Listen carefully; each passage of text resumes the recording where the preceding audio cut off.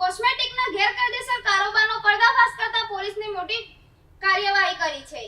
કંપનીના ટ્રેડમાર્ક અને લોગોના દુરુપયોગ કરીને બનાવવામાં આવતા નકલી સાબુ સહિત ઉત્પાદનોનો અંદાજે 6.67 લાખ રૂપિયાનો મુદ્દામાલ જપ્ત કરવામાં આવ્યો છે. સુરત શહેરના સરથાણા વિસ્તારમાં ડુપ્લિકેટ કોસ્મેટિક્સના ગેરકાયદે કારોબારનો પર્દાફાશ કરવામાં આવ્યો છે.